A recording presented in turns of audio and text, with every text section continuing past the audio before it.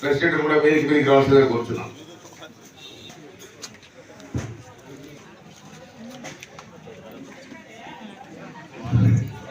శ్రీనివాసరెడ్డికి కూడా స్టేజ్ మీదకి రావాల్సిందిగా కోరుతున్నాం.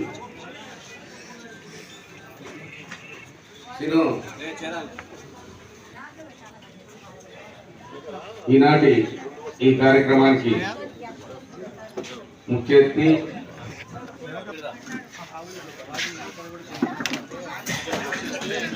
మన పార్టీ రాష్ట్ర కార్యదర్శి ముఖ్యార్ గారు,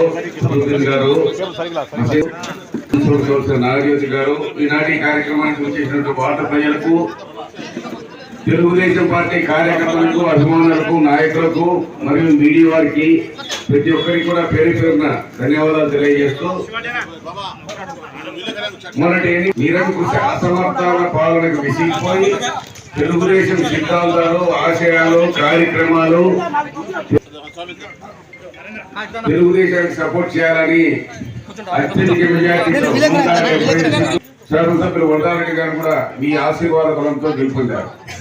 మీ అందరికీ మరొకసారి ధన్యవాదాలు తెలియజేస్తూ,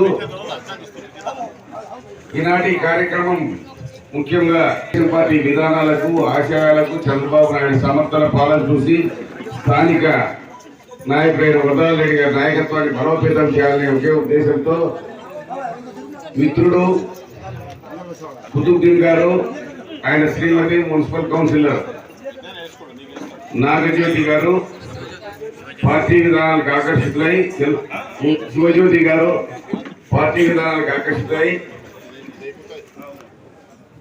మేము కూడా తెలుగుదేశం పార్టీలోకి వచ్చి ఈ వార్డును అభివృద్ధి చేయాలా అనే ఒకే ఒక సదాశయంతో పార్టీలోకి చేరుతున్నారు. వారిని మనస్ఫూర్తిగా ఆహ్వానిస్తున్నాము. పార్టీ కూడా మీకు ఎల్లవేళ సపోర్ట్గా ఉంటుంది. మీకు కూడా పార్టీలో అభివృద్ధి కార్యక్రమాలు కూడా పెద్ద ఆయన వరదారెడ్డి గారు అన్ని విధాలా సహకరిస్తారు.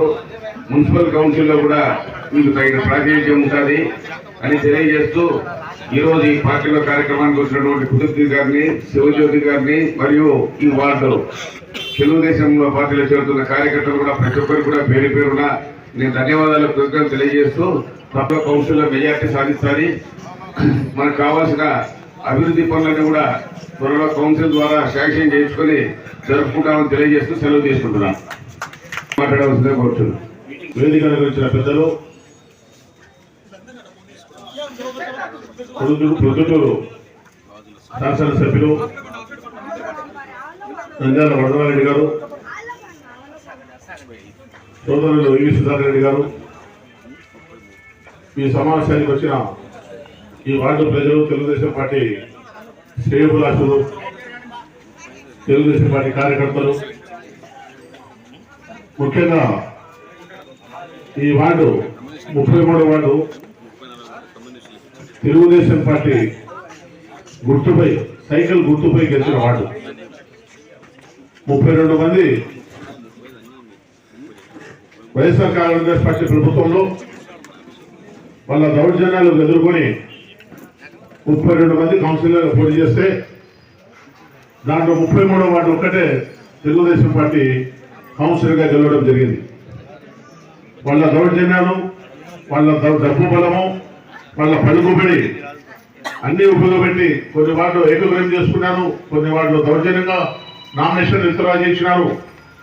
అన్ని దౌర్జన్యాలకు ఎదుర్కొని ఈ వార్డులో 33వ వార్డులో తెలుగుదేశం పార్టీ సైకిల్ గుర్తుపై గెలవడం జరిగింది.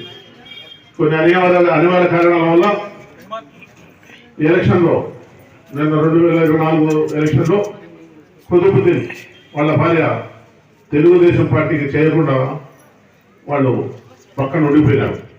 దానివల్ల తెలుగుదేశం పార్టీతో గెలిచిన శివజ్యోతి గారిని, వారి భర్త కుతుబుద్దీన్ గారిని ఇద్దరిని తెలుగుదేశం పార్టీలోకి ఆహ్వానించడము, పెద్దాయన గారి ఎమ్మెల్యే గారి ఆహ్వానం మేరకు వాళ్ళు పార్టీలోకి రావటము చాలా సంతోషదగ్గ విషయం. ఎందుకంటే మన రాష్ట్రంలో గత ప్రభుత్వం ఏ విధంగా పరిపాలించింది, ఏ విధంగా మన రాష్ట్రాన్ని అధోగతి పాలు చేసింది, రాజధాని లేదు, పోలవరం లేదు, ప్రాజెక్టులు లేవు, ఉద్యోగాలు లేవు, పార్టీని సర్వనాశనం చేసి పెట్టారు. ప్రొద్దుటూరు చూస్తే మట్కా గుట్కా క్రికెట్ ఇసుక మాఫియా అన్ని రకాల దందాలు. లాస్ట్కు ఎవరైనా ఎదురు తిరిగి అడిగితే వాళ్ళను హత్య చేయడం కూడా జరిగింది. నందం సుబ్బయ్య అడ్వకేట్ లాయర్, అతన్ని అడిగినాడని ప్రశ్నించాడని అతన్ని ఉదయం 10 గంటలకే అందరి మధ్యలో జనం మధ్యలోనే చంపడం జరిగింది. అవన్నీ దౌర్జన్యాలను చూసి జనము ప్రజలు ప్రొద్దుటూరులో ఎవరుంటే శాంతియుతంగా ఉంటుంది, శాంతి భద్రతలు భంగం కలుగుకుండా ఉంటుంది, ఈ దౌర్జన్యాలు అన్నీ ఎవరుంటే పోతాయి అనే ఆలోచనతో ప్రొద్దుటూరు మళ్ళీ శాంతియుతంగా ఉండాలంటే, ప్రొద్దుటూరు అభివృద్ధి జరగాలంటే, ప్రొద్దుటూరులో ప్రజలతో శాంతి సుఖాలతో ఉండాలంటే మనకు వడరాజరెడ్డి ఎమ్మెల్యే కావాలని చెప్పి తీర్పు ఇవ్వడం జరిగింది. ఆయన సారథ్యంలో ఈరోజు ప్రొద్దుటూరు మళ్ళీ అభివృద్ధి బాటలు వేస్తూ ఉంది.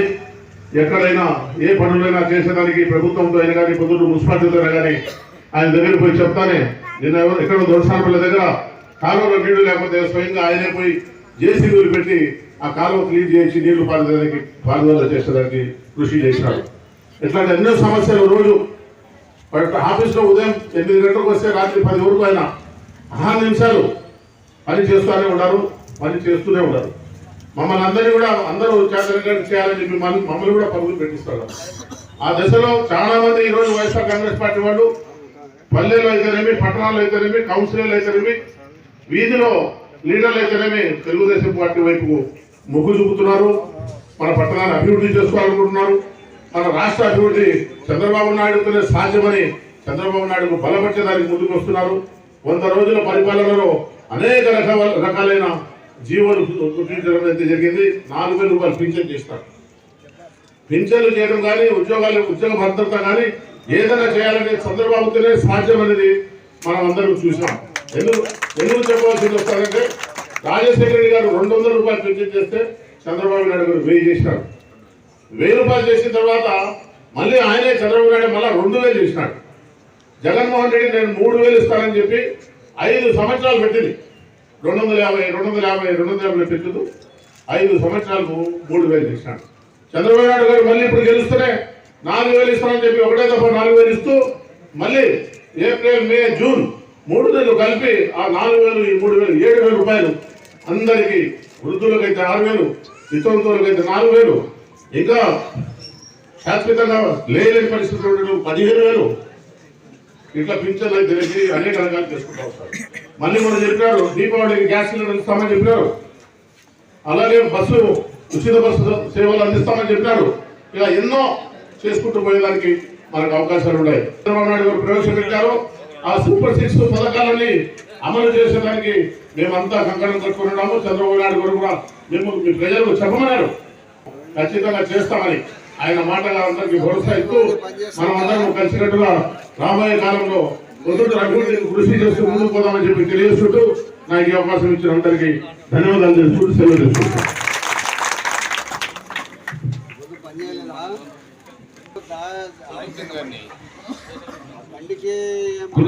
మాట్లాడవలసిన కోరుతున్నాను. ఈరోజు 33వ వార్డుకి పార్టీ పెద్దలు, ప్రొద్దుటూరు శాసనసభ్యులు పెద్దలు గారు వచ్చినందుకు హృదయపూర్వక ధన్యవాదాలు తెలియజేసుకుంటూ, ఆయనతో పాటు మా అన్నగారు, మా రాజకీయ ప్రయాణంలో మా రాజకీయ నిఘంటువు విఎస్ ముత్యాలన్న గారు పెద్దలు రావడము, సుధాకర్ సార్ గారు రావడము, మా మసీద్ కమిటీ పెద్దలు, మా అన్నపూర్ణ గారు, ఋతుజాన్న గారు, మసీద్ కమిటీ పెద్దలు, ఇంకా మరియు మా పద్మల్ శ్రీనివాసరావు గారు, మురళి గారు, మా స్నేహితులు బచ్చల ప్రతాప్ గారు, కౌన్సిలర్ కమాలన్న గారు, ఇంకా ఇక్కడ విచ్చేసినటువంటి మాజీ కౌన్సిలర్లు జిలాన్ గారు, బాబయ్య గారు, అంజీ గారు, అందరికీ మా హృదయపూర్వక నమస్కారాలు తెలియజేసుకుంటూ,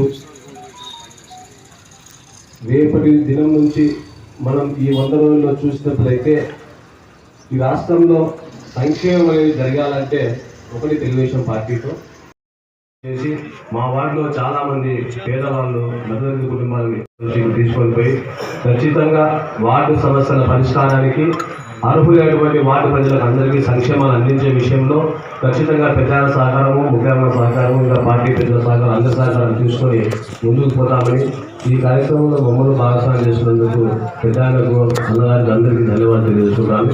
జై హింద్, జై తెలుగుదేశం, జై చంద్రబాబు. ఈ వార్డు కౌన్సిలర్ శివజ్యోతి గారిని మాట్లాడాల్సిన కోరుతున్నాను.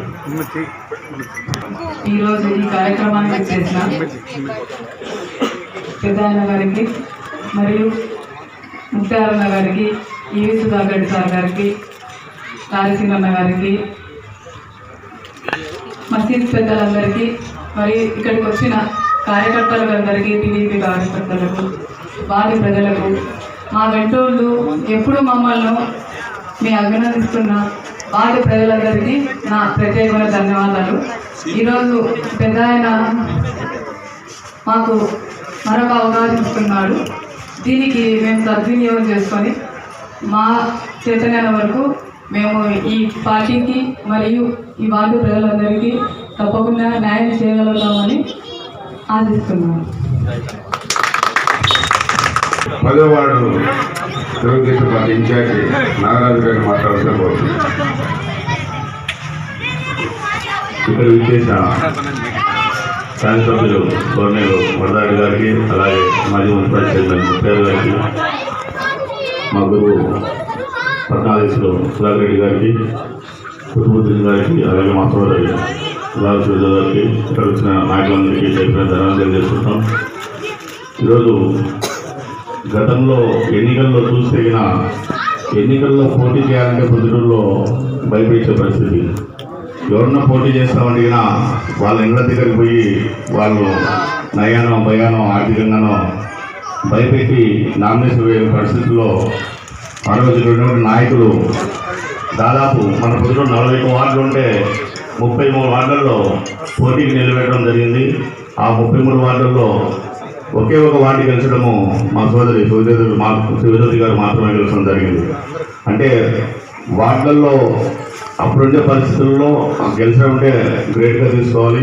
ఈరోజు చూసినా ఇప్పుడు గెలిచిన 40 మంది కౌన్సిలర్లో వాళ్ళ వార్డుల్లో కనీసం కాలువలు కానీ రోడ్లు కానీ దోమలకు మందు కొట్టడం కానీ ఏమీ చేయలేని పరిస్థితి.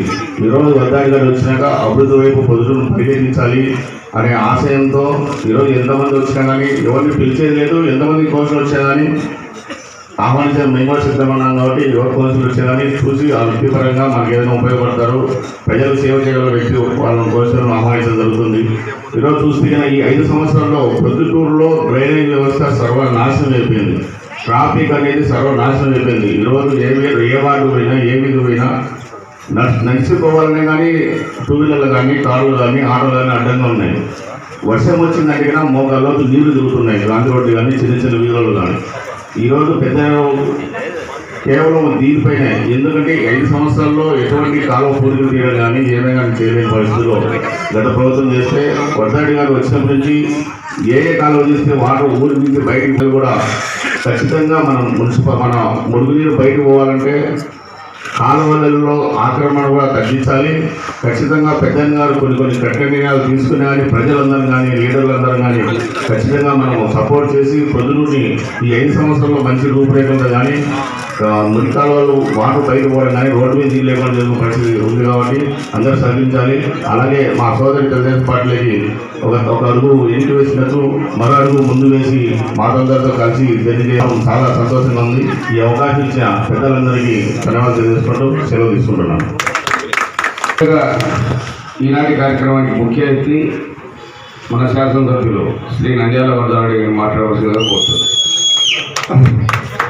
వేదికగా ఆశీర్వులైన 33వ వార్డు కౌన్సిలర్ శివజ్యోతి గారు, సుధాకర్ రెడ్డి గారు, ముక్తార్ గారు, కుటుంబుద్దీన్ గారు, ఇంకా పెద్దలు, ఈ సమావేశానికి హాజరైన సోదరులందరూ నమస్కారం తెలియజేస్తాను. కుటుంబుద్దీన్ గారు, కుటుంబుద్దీన్ మున్సిపల్ ఎన్నికల్లో 33వ వార్డులో ఆయన ఇండిపెండెంట్గా ఏ పార్టీ ఆధారం లేకుండా తెలుగుదేశం పార్టీ కానీ అట్లా వైఎస్ఆర్సీపీ పార్టీ కానీ ఏ పార్టీ లేకుండా మరి కేవలం తెలుగుదేశం పార్టీ పేరు చెప్పుకొని శివజ్యోతి సైకిల్ గుర్తు మీద గెలవడం జరిగింది. కాబట్టి ఇప్పుడు ఈ రాష్ట్రంలో గతంలో ఉన్నటువంటి జగన్మోహన్ రెడ్డి గారి ప్రభుత్వము విచ్ఛిన్నకరమైన ప్రభుత్వము. ఆ ప్రభుత్వం ఏమాత్రము ప్రజలను పట్టించుకోకుండా కేవలము స్వార్థ ప్రయోజనాల కోసమే ఆ పార్టీలో అందరూ లాభపడమే జరుగుతుంది తప్ప ప్రజలను పట్టించుకోవడం లేదు కనుక రాష్ట్ర వ్యాప్తంగా ఒక మంచి నిర్ణయం తీసుకొని వైఎస్ఆర్సీపీ పార్టీ జగన్మోహన్ రెడ్డి గారిని ఓడగొట్టి 175 అసెంబ్లీ సీట్లు ఉంటే 164 సీట్లకి తెలుగుదేశం పార్టీని మన బీజేపీ జనసేన వాళ్ళని గెలిపించడం జరిగింది. అంటే ఎంత వ్యతిరేకత ఉందో ఈ ఎన్నికలే ఒక ఉదాహరణ. అంత వ్యతిరేకత పరిపాలన సాగించారు కాబట్టి మన ప్రభుత్వంలో ముఖ్తార్ గారు మన వీళ్ళందరూ కూడా చెప్పిన ఎంత దుర్మార్గమైన పరిపాలన ఇక్కడ నడిచింది. వేల కోట్ల రూపాయలకు అధిపతులైన వైఎస్ఆర్సీపీకి సంబంధించిన చాలామంది ఒక 50-60 మంది 100 కోట్ల రూపాయలు సంపాదించుకోవడం జరిగింది. కాబట్టి సంపాదించుకునే దానికి ఆ పార్టీ తప్పగా ప్రజల అభివృద్ధిని పట్టించుకునే పార్టీ కాబట్టి మరి ఈ పార్టీని ప్రజలందరూ కూడా బుద్ధి చెప్పడం జరిగింది. కాబట్టి భవిష్యత్తులో తెలుగుదేశం పార్టీ వల్లనే అభివృద్ధి సాధ్యమవుతుంది. మరి ఏదైనా ఈ రాష్ట్రంలో అభివృద్ధి చెందాలా, రాష్ట్రం సమైక్యాంధ్రంగా ఉండి గురిపోయిన రాష్ట్రాన్ని 2014 నుంచి 2019 వరకు కొంత అభివృద్ధి చేయడం అనేది జరిగింది. తర్వాత 2019 నుంచి 2024 వరకు ఎలాంటి అభివృద్ధి లేకుండా నిలబడిపోవడం జరిగింది. కాబట్టి రాష్ట్రాన్ని అభివృద్ధి చేయాలంటే చంద్రబాబు నాయుడు గారే వల్లనే సాధ్యమవుతుందని రాష్ట్ర ప్రజలందరూ కూడా గుర్తించి ఎన్డీఏ కూటమికి 164 సీట్లు వేయడం జరిగింది. కాబట్టి వచ్చిన వాటిలో కూడా చంద్రబాబు గారు 11 లక్షల కోట్ల రూపాయల అప్పుతో రాష్ట్రాన్ని మనం ఆయన దిగిపోయేటప్పటికీ 11 లక్షల కోట్ల రూపాయలు జగన్మోహన్ రెడ్డి గారు అప్పులు చేస్తున్నారు. అప్పులు కట్టలేని పరిస్థితుల్లో ఉండబడినా కూడా మనమందరం ఏదో ప్రజలకు వాగ్దానం చేసినా మనమైతే ఈ రాష్ట్రాన్ని బాగుంటుంది, చంద్రబాబు నాయుడు గారు అయితేనే అభివృద్ధి చేస్తారని ఒక మంచి ఉద్దేశంతో ప్రజలందరూ కూడా గెలిపించారు. కాబట్టి తప్పనిసరిగా ఏదో ఒక రకంగా అభివృద్ధి చేయాలనే దాన్ని నిర్ణయం తీసుకొని ఇప్పటికే కొన్ని మొదలు పెట్టడం జరిగింది. పెన్షన్లు 3000 అనేది 4000 చేస్తారు. మరి అదే మాదిరిగా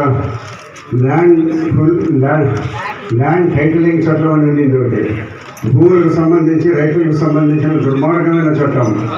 ఆ చట్టంలో ఎట్లుంటుందంటే ఒక వ్యక్తి భూమి 10 ఎకరాలు ఉంటాయి, ఒక వ్యక్తి భూమి నాణ్యని పెడితే కూడా కొంతకాలం విచారణ జరిగిన తర్వాత ఈ భూమిని ఆయనకి ఇచ్చేటువంటి దుర్మార్గమైన చట్టాన్ని ప్రవేశపెట్టడం జరిగింది. దానిని పూర్తిగా రద్దు చేయడం జరిగింది.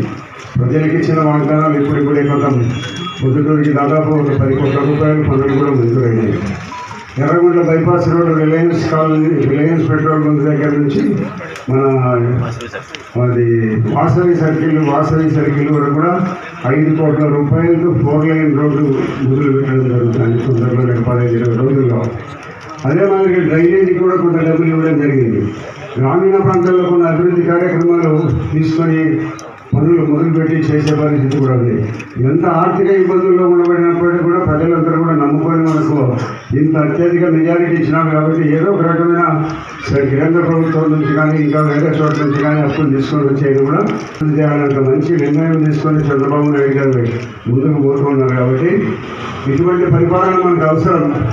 పొద్దుటూరులో కూడా మా వారికి కూడా అభివృద్ధి చెందాలి, పొద్దుటూరు కూడా అభివృద్ధి చెందాలి కనుక మంచి నిర్ణయంతో కుతుబుద్దీన్ గారి ఆయన మరి శ్రీమతి శివజ్యోతి గారు పార్టీలో చేరడానికి వాళ్ళు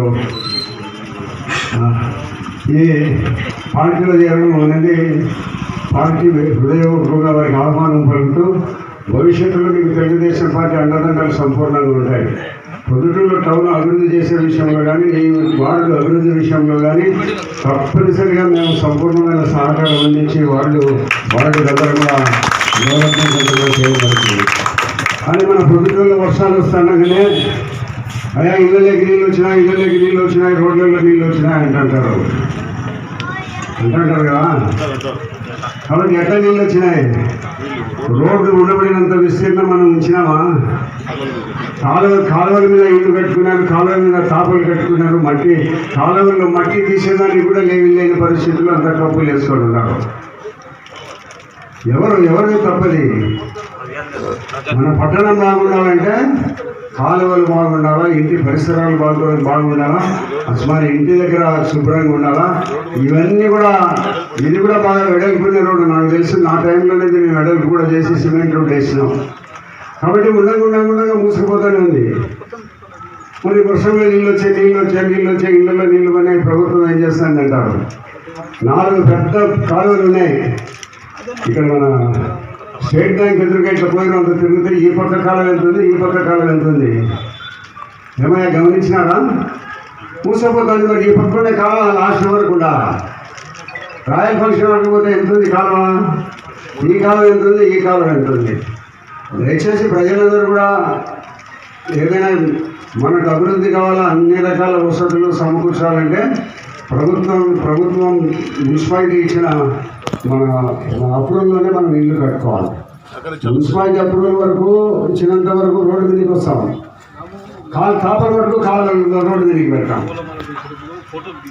డ్రైన్లు తీయాలంటే ఎట్లా మట్టి తీసి చెట్టాలు తీయాలంటే ఎట్లా, వాళ్ళు కూడా మనుషులే కదా.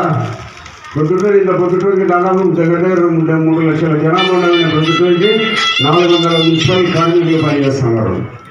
ఆ కార్మికులు పనిచేసే దాని వల్లనే మన పొద్దుటూరు కూడా ఎంతో మనం గాలి తిరగలుగుతున్నాం, గాలి పీల్చుకోగలుగుతున్నాం, సుఖంగా ఉండగలుగుతున్నాం. కాబట్టి ప్రజలందరూ కూడా ఈ రోడ్డు కూడా వైండింగ్ మొదలు పెడతాము. అందరూ మంచి మనసుతో గతంలో ఎంత రోడ్డు ఉన్నదో ఆ రోడ్డుకు లోపలికి అందరూ కూడా సాపలు సర్దుకొని కొంత కాంపౌండ్ వాళ్ళైనా ఎవరైనా ముందుకు వచ్చింటే అది కూడా సర్దుకుంటే రోడ్డు విశాలం చేస్తాం. ప్రొద్దుటూరులో వినాయక నగర్ రోడ్డు ఇది అత్యంత ట్రాఫిక్ ఉండే రోడ్డు. ఇక్కడ ఈ పల్లెలందరూ దోసానిపల్లె, చోటపల్లె పల్లెలందరూ ఇదే రోడ్డునే వస్తుంటారు. ఆ రోడ్డున ఈ రోడ్డున వస్తుంటారు. రైల్వే స్టేషన్ ఇవన్నీ ఉన్నాయి. కాబట్టి భవిష్యత్తులో అభివృద్ధి అనేది మా అభివృద్ధిలో మనం కూడా కొంత నష్టపోవాల్సి ఉంటుందని, అంటే నాకు నేను సొంతంగా నష్టపోయేదేం లేదు. కాపలు పెట్టుకుంటాము, డ్రైన్ కట్టాలంటే కాపలు తీసేయాలి, రోడ్డు వెడల్పు చేయాలంటే మనం కాపలు తీసేయాలి. కాబట్టి అభివృద్ధి అనేది హైదరాబాద్లో మీరు అందరూ చూస్తుంటారు. అక్కినేని నాగార్జున ఇల్లు 3.5 ఎకరాలు ఉండబడిన పెద్ద కాంప్లెక్స్ను కూలగొట్టారు. చూస్తున్నారు కదా మీరు కూడా. కాబట్టి మనం అభివృద్ధి మనమే కాదు, మన పిల్లలు ఉంటారు. కొన్ని 100 సంవత్సరాలు అయినప్పటికీ కూడా మనం మన పిల్లలకి ఏమి ఇచ్చిపోయినామంటే సౌకర్యవంతమైన ఒక ఇల్లు, సౌకర్యవంతమైన రోడ్లు, మంచి గాలి, వెలుతురు ఇవన్నీ ఇచ్చిపోవాలి.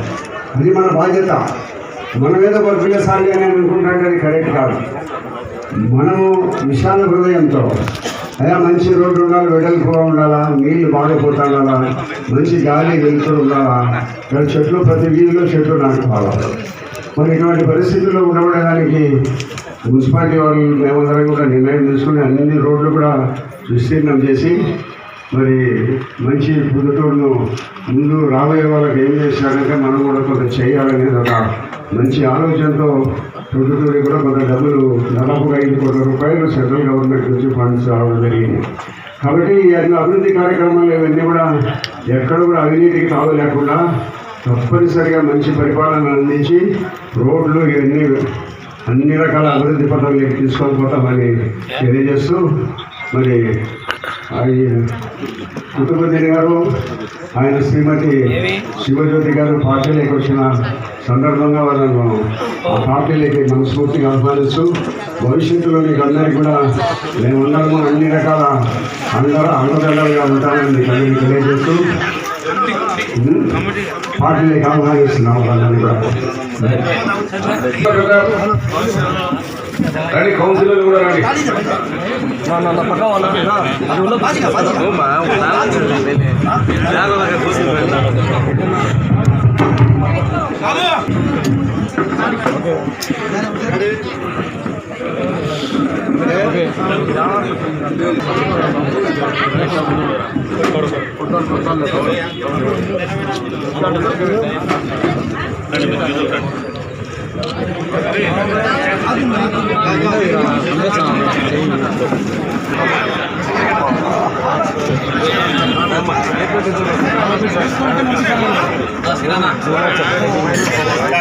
వెనక్కి రాను మాకు అడ్డం వస్తుంది. వెనక్కి కొంచెం వెనక్కి రాను మీరు కూడా.